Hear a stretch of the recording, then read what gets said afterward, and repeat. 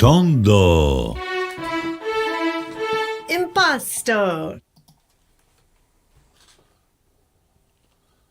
Are we ready now? We are live. Oh, okay, well. Good morning, Vietnam. Good morning, everybody. Buongiorno. Buongiorno. And Dobro utro. Dobro utro, which is good morning in Bulgarian. Chin chin. Chin chin. Oh, wait. Yeah. Chin chin. Well, we begin with the coffee. What do I have taped to my side? I have something taped over here. We begin with the coffee because what we are doing on this channel, which is called Tondo Impasto, and this is my father. And this is my daughter. And I am not cross, I'm Amy. I'm cross. Yeah, you're not Amy. One morning I said I'm cross. I didn't say I'm Amy, but It was funny. So we do this every weekday, Monday through Friday, every morning, and we're a little bit late starting today because I got some feedback from Sarah. yeah. So you guys, if you watched Monday's episode, you saw Eric, my brother, and so his wife, my lovely sister-in-law. She noticed that your voice is a little bit lower than mine, and I agreed when I watched it. So we've bumped up his gain. We hope that I'm not now just blasting through the speakers and so loud that you guys are turning it off, but hopefully we can hear you better. Yeah, well, in the very beginning, so we can, until we get it right, it's going to take a little time, I guess. Yes, which leads me to the quote of the day. And by the way, thank you, Sarah. We love that you're watching. We appreciate it. Okay, so here we go. The two most powerful warriors are patience and time, Yeah, right? yeah. Leo Tolstoy. Did you ever read any of his stuff? War and Peace, Anna Karenina, Yeah, a long time ago. right? Yeah. He was a Russian. He was a big, significant figure in world literature, not just for his novels, but his philosophical and moral influence. And I didn't realize that he went through a spiritual transformation later in life. So he says his writings were influenced by major figures like Gandhi and Martin Luther King. He was a critique of society and power. He challenged government authority and organized religion and wealth and class systems, even though he was an aristocrat. Yeah. He did not like materialism and institutional control. So kind of life of contradiction. But a literary genius nonetheless. So his work asks, how should one live? What gives life meaning? And how do we reconcile desire, duty, and truth? And so that's the questions we're asking ourselves. How does one live? We're looking at we're doing it. yeah. I think we're in kind of harmony with the universe. Yeah, yeah. You know, it's interesting because when you start this practice of live streaming every day, you really kind of have to develop a discipline, Yeah.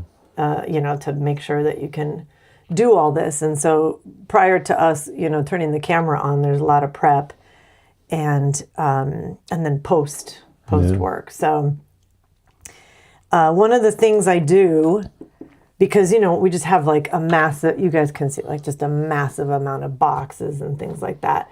Some of the boxes that had photos and stuff like that in them are in it's kind of a guest room and an office.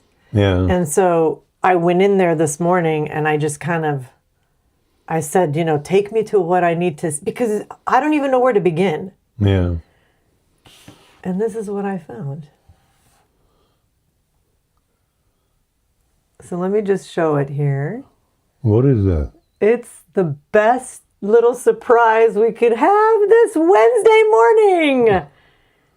All right, so you guys saw this this cute little like 3 by 2.5 inch booklet, kind of looks like a passport. And it is, I'm going to show you guys a close-up of what's inside.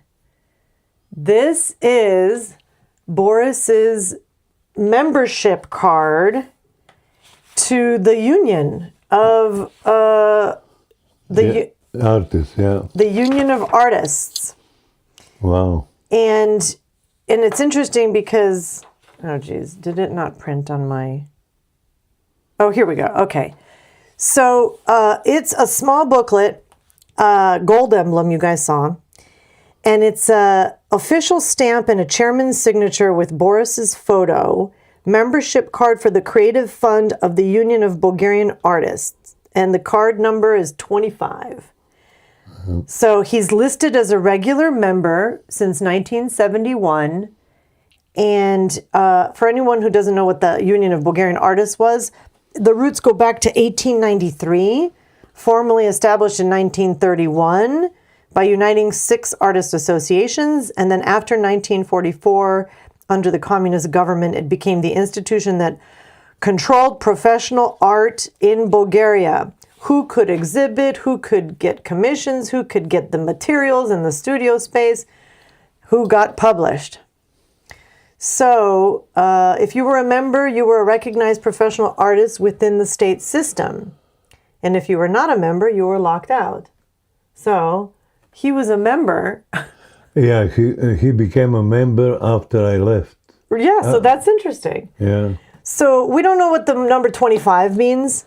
Here, I'll kind of show it to you guys, what I showed you on the screen. But this is like, it's like every year, 1971, 1972, keeps going all the way to the late 80s, 1989. I don't know if he got sick by that point and then just maybe the dues and everything dropped off. But he was a dues-paying member of the National Artists Institution. So every year it's been signed from 1971 to 1989. And he passed away in 92. So anyways, maybe a few things to notice here is that sometimes he paid those dues together, but that doesn't matter. What we want to just highlight is the record is there. Yeah. Right? This is proof. This was not a hobby. I mean, he did it because it gave him joy.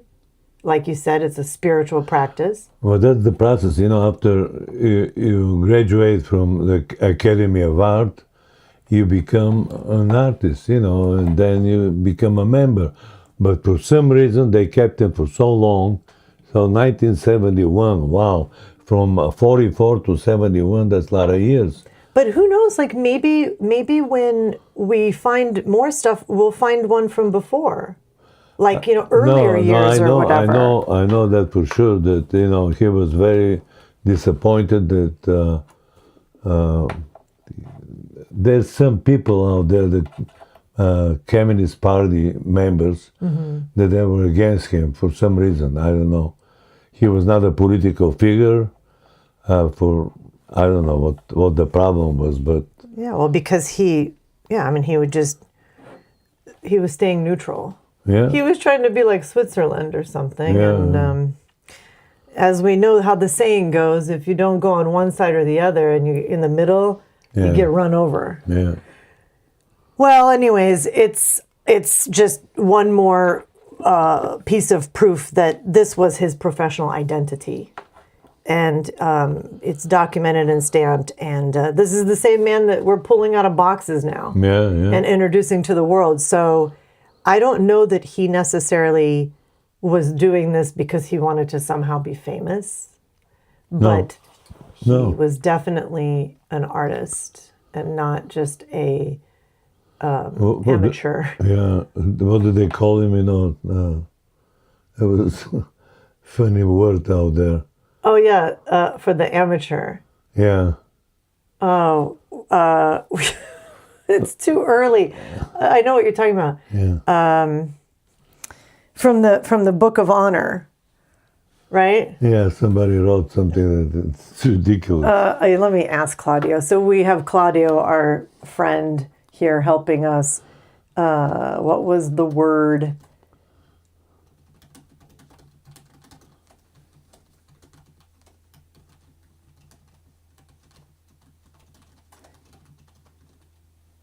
Called an amateur. Okay, he'll be able to come up with it right away. So we've got five very interesting paintings. I think all of them actually have numbers on them. And what I realized by those numbers is that there's different size etiquettes, like the stickers. Yeah. And also, like, some are with, a pen and some are with a marker or something. So this is not just every single one we find with a number was part of the same show. No. Right? Yeah. That's something that samudayan. Yeah. It's such an ugly word. Yeah. Samudayan. Yeah, so he was referred to by some people as self-taught or amateur. Yeah. Which is not the case because, hello, we've got this people. And plus his art, plus his sculptures. The art and stuff speaks like for that. itself. Yeah. It shows that he's not a amateur at all. Correct. So that's what we're doing now. This is our mission and life's purpose to, set the record straight and, have his contributions recognized in the history books. Yeah. Because, I think that this will hopefully inspire others to do the same. I know we're not the only ones that had talented family members that... Definitely, yeah. That was the system that was so ugly that things like that were happening for years and years and years. So I'm glad that finally, that's gone. Yeah. So... Well, sometimes it pops up in new and different ways. Yeah. Just power. Okay, well, so let's go to the first painting. I have a close-up. This one is, you saw it on the easel there, right? Yeah. I can just show It's another jewel.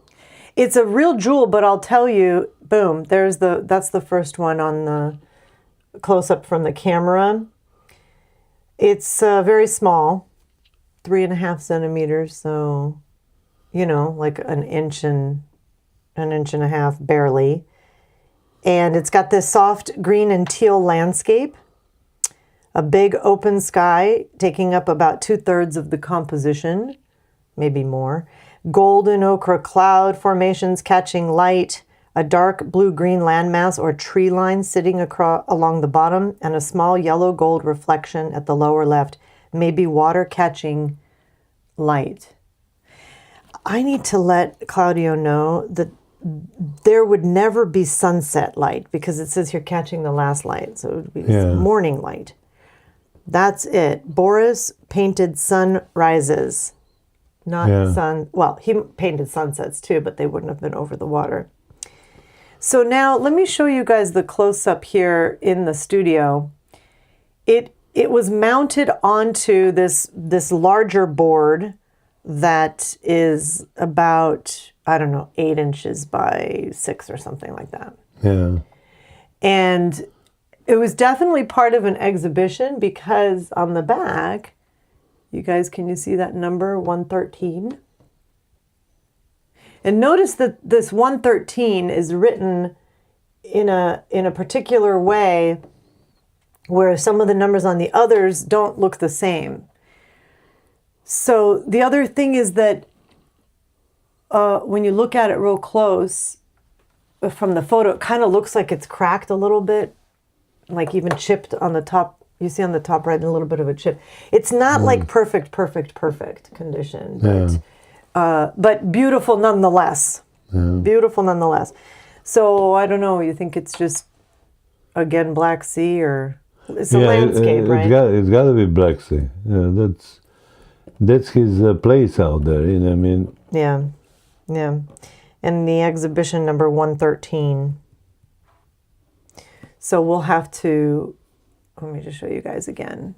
If you guys can see that top right is like a little bit chipped. I mean, all of them are so beautiful. Some of them are in better condition than others, so that's just the reality. So what number is that? So now we are on number 76. Oh, wow. Yeah. I almost did 10 today. In fact, that's why I got this set up here. Yeah. I'll show you guys. We have a different, I don't know if you can tell, we have a different little tray thing. I was going to line up 10 photos, but, so wait, this is number 2 here. Are you ready for number 2? See how that kind of fits nicely? Yeah. And then I put the paper in front to protect it. Our actual acid-free paper. Okay, here is, boom, number 2. I mean, this one is just absolute beauty, right? Wow. Looks like an emerald or malachite, almost matches your cuff from your birthday gift cuff. Yeah. And it's got energy. A bold yellow-green sky with sweeping diagonal life strokes, the kind of strokes where you can feel the speed of his hand. Dense mass of deep teal and emerald greens fills the middle. There's like trees or heavy foliage. Some of the thickest impastos. Looks nice. And light green and yellow peeking through at the base. So is that also the Black Sea then over there? Down, you see like down here? Yeah. Or is that something else? Here it is in the studio. Do you see that down there though? Like, Yeah. I don't know what that could be. Well, it's a projection from the sky to something surface that it can project it, so it could be water. Right. But the way it's done, it's unbelievable. The colors and stuff like that, That's really pretty. And it's in that white, I don't know what you would call this, like a mounting board with the silver frame. yeah. I like that he used metallic for the frames. Yeah. Well, it's that's his passepartout that he's doing, you know. It's Right. very unique for him, you know, the way he's doing it. Yeah. But very difficult to photograph. Yeah. Because the white is bouncing on the Yeah, camera, and so it's just annoying. Okay, so let me see if there was any other notes here to look through.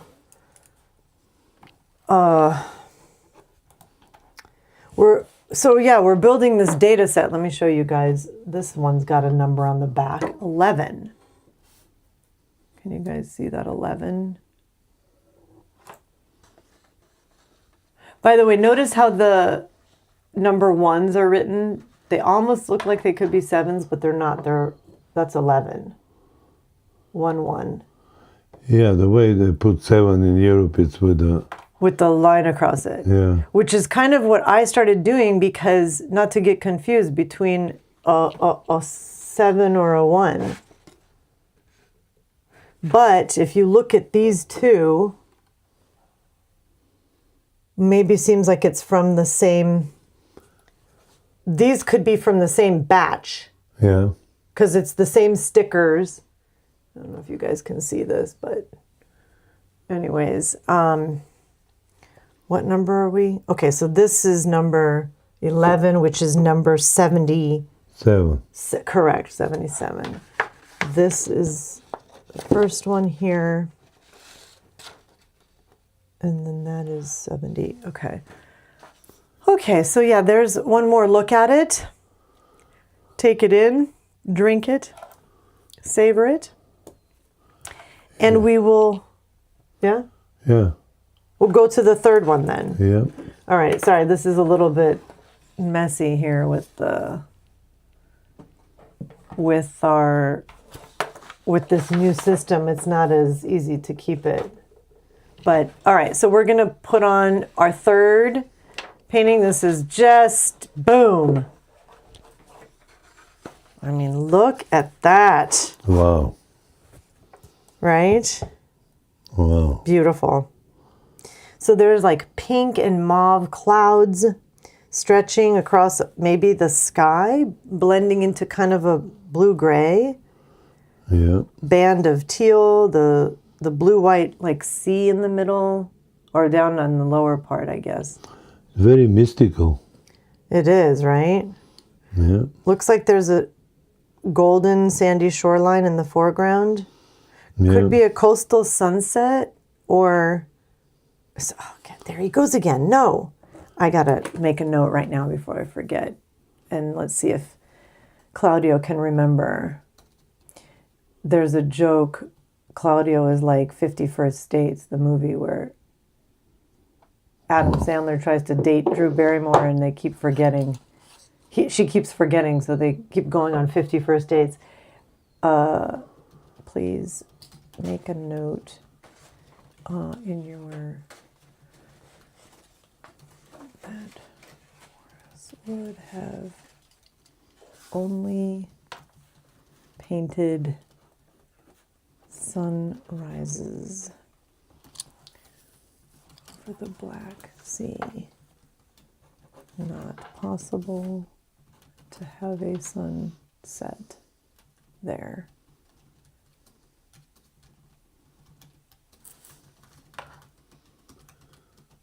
Okay, I've been meaning to tell him, so it's good we just did it now. Let me show you guys how it looks in the studio here, because of course my photos cannot capture the gorgeousness. Can you guys see this? Just, it's so pretty. And you can see the impasto, and it's just shiny. I mean, as if it was just painted a couple days ago, still drying. Yeah. Right? And this one has a 55 on the back. Cinque cinque. So I don't know about 55. It's probably, he had an art show. Yeah. Is this the same as this? Yeah. So I think the first three are from the same art show. Yeah. That's my suspicion. Because they were packaged together. Yeah. Right? Okay, well, yeah. Makes sense. Right? So you guys can kind of see the shadow, but I mean, here, let me show you the close-up again. If you can just see the strokes. I mean, it just looks like paint was almost like spilled on purpose. Yeah. But, you know, it's there deliberate, and it's in a 5 by 5 centimeter. Yeah. 2 inches by 2 inches. It's incredible. How he's got half of the world out there in such a small square. Mm-hmm. Unbelievable. Really is. Just by how many paintings so far we've looked at, you know, he's really proving to be so committed to this medium, to this composition, to this style. Yeah. To all of it. And yeah, I mean, I'm grateful for his persistence. Yeah. Right? In keeping it up. All right, so that was the third one. That's 78. No. Was it? Yeah. Okay, I think I read the wrong description. Oops. 78. Yeah. Let me just look at the frame because I can tell by my... Oh, yeah. Okay. I'm going to show you guys, like, the frame is just, like, a little bit... You see it's got to be glued here. Yeah. It's just a little... So that's... You're right. That's 78. So let's go to...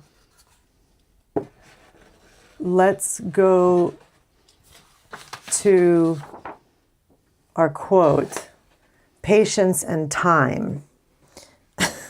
Because That's what we need for ourselves, and we need it for our people who are watching. Oh, did something fall? And that's what is missing over here for this. This one. Yeah. All right. Yeah, so this is obviously we're learning now it's not a good system. Right? I wanted to show something here. I have this like a little story. Wow, that's another one. All right, we're back. I had to grab this. I think, have I shown you this before? I don't know if you've seen it. This is like in a box from the boys. Yeah. They used to have like headphones or something in here, and I just put on it Yova. Yeah. There are no accidents. And so this is a piece by Yova. Oh, wow. And the story behind it is that she was sculpting a bottle. Yeah. So if you take it and you look at it here and just show it to everybody, this was the neck. Yeah. So it was basically like this up in her on her wheel, and it collapsed. And one of her students was watching and got really upset. And I actually have this story recorded. Yeah. Because the woman who told the story, your mother gave her one half. I don't know where the other half is. But she said, no, don't worry. And she went and grabbed like a wire, and she just sliced the whole thing in half, and she pushed this like this and turned it into this little sculptural piece you can hang. Yeah. Right? Yeah, very smart. So it's kind of like she made lemonades. When life gives you lemons, you make lemonade. Yeah.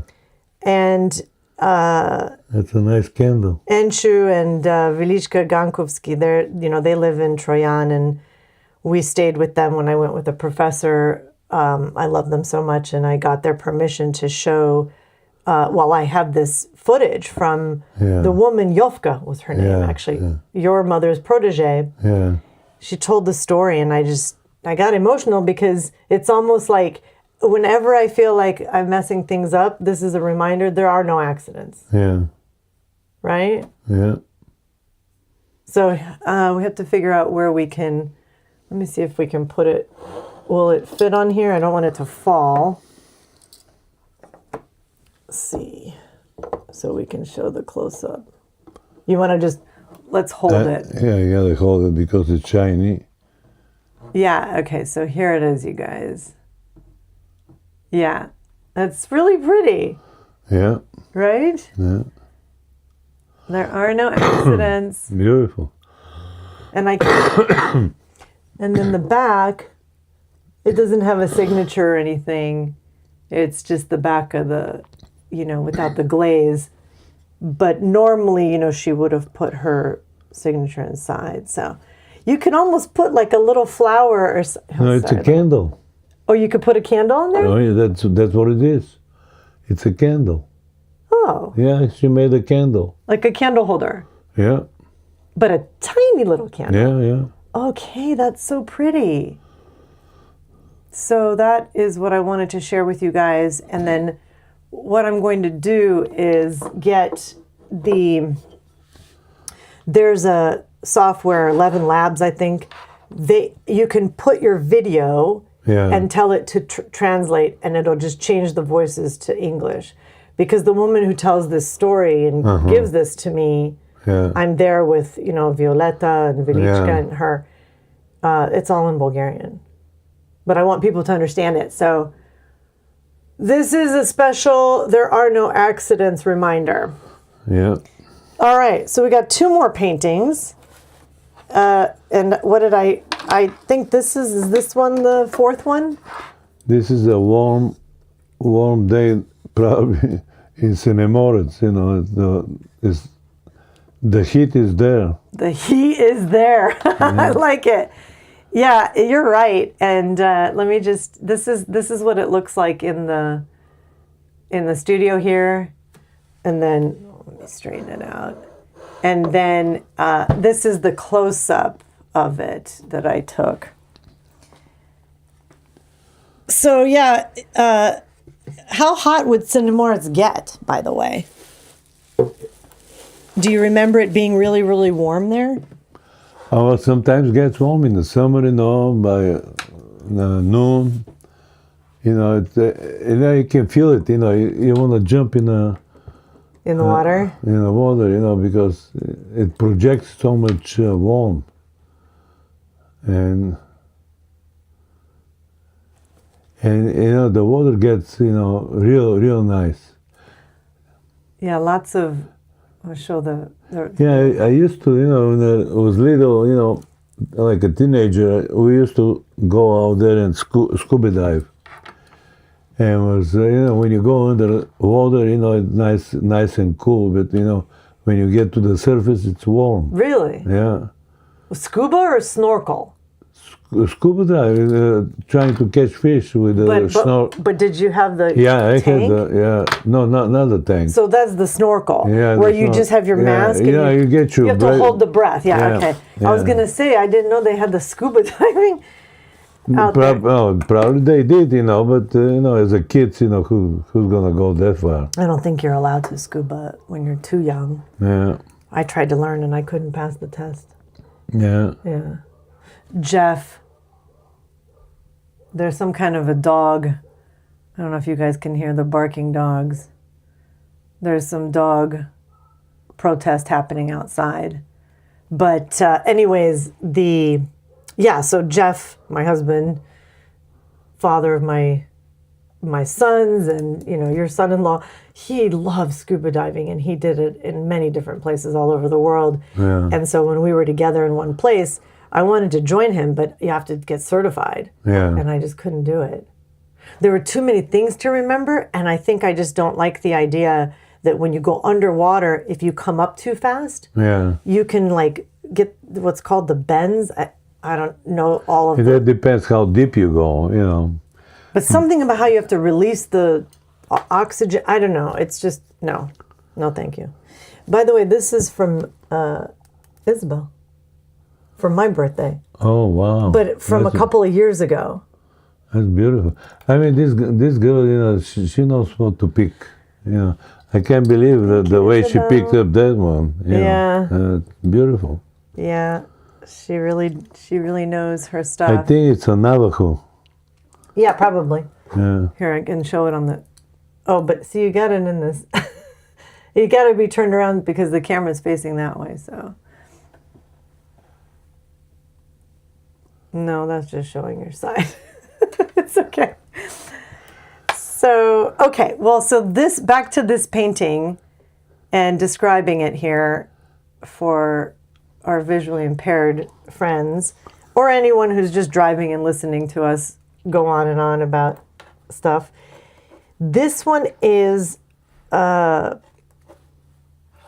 this coast, and it has the same frame as that batch that we've shown you, but this one has the number 89 in the back. And you see how there's like a little dot after the 89? Yeah. I think that's to show that it's not 68, right? Because you could go upside down, and it could be 68. So, anyways, summertime, we think. Yeah. Definitely, when I saw it, I remember, it was a nice day like that in St. Moritz. We used to go scuba diving and looking for fish, I had a harpoon, and barely can catch anything, but it was fun to look for it. Yes. And the harpoon, it actually shoots the little arrow, but it's attached to your thing, so you can pull the fish back, right? Yeah. That's kind of fun. I think when we were kids and we went with Eric, he probably can remember, but I'm pretty sure he hit one. Yeah. I couldn't hit one, but he hit one. Many talents that brother has. So, okay, well, well, what else is there to say about this one? It is, it's just got a sky, a pink sky. Yeah. It's got the blue teal water, and then in the foreground, is that sand or is that just the shoreline? It's on the right-hand side. Like down here. Oh, no, this is sand. Sand. Yeah. Really pretty. Really pretty. Okay, so that one's 70. 9. No, that one's... Yeah, 79. Oh, geez, I'm so confused. I got to write down... I have to write my numbers down better. Okay. All right. Well, we're going to the last piece of the day, and this one, I'm so excited. I cannot wait for you to see it. It is absolutely boom. Wow, that's out of space. Isn't it? Yeah. That's what I thought.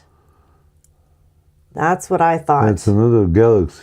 Kind of saving the best for last for you guys. That's another galaxy. That is absolutely cosmic. Beautiful.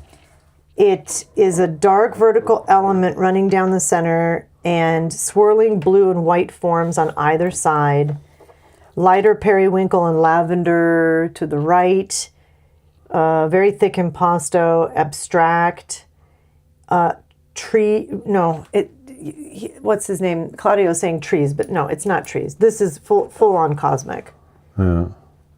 And since your birthday episode, it's pretty much the darkest, of the darker ones. All right, let me try to show this now in the studio.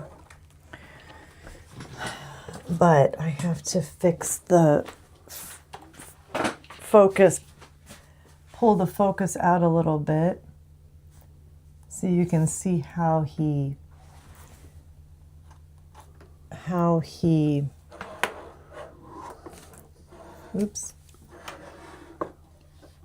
how it was mounted. It's big force coming from the upper left. It's incredible, the force that is going through a peaceful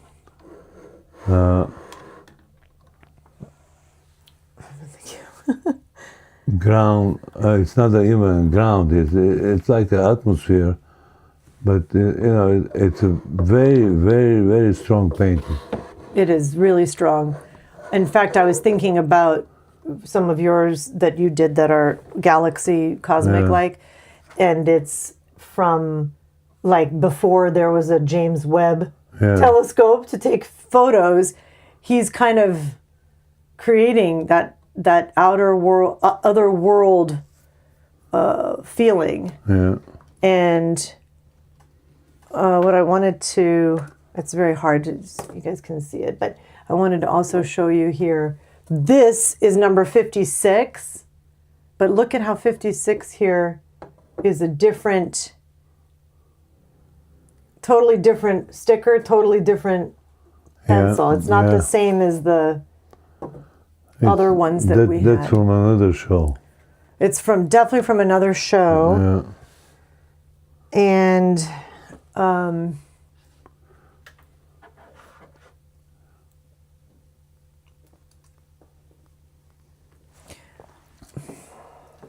I'm just trying to find out. Okay, so the frame is quite big, so it also is not matching the other frames. Let me show the frame again. See how big it is? Well, we don't want to call it a frame. We're calling it this passepartout, like the mounting. And yeah, so you don't think it's a night scene, right? No. It's something cosmic. Yeah, it's very cosmic.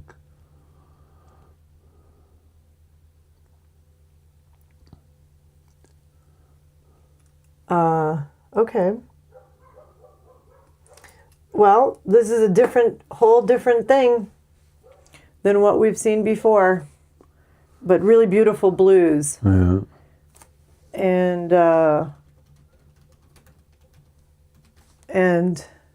okay, so that's it for today. 80. Yeah, that's number 80. And so, let's see.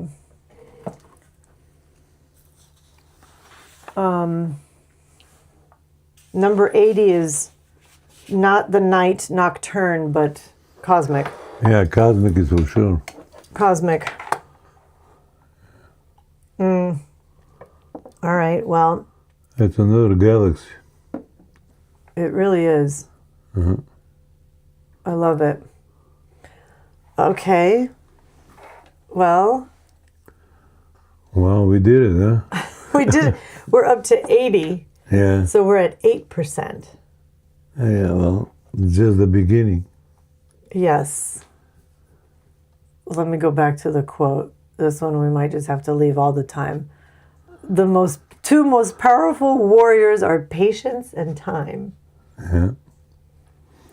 And I intend to see this whole thing through to the end. Well, we have to. No matter how painful and, No, it's not painful because... It's not painful, no. Yeah.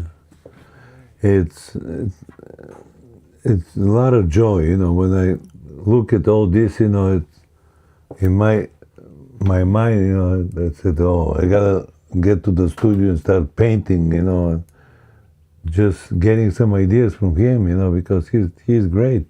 He's inspiring. Yeah, it's inspiring, especially the abstract ones. It's very powerful. They just, like a fine wine, it's like they're getting better with age. Even if I make a copy, sort of a copy, from his, making it in a big scale, it's going to be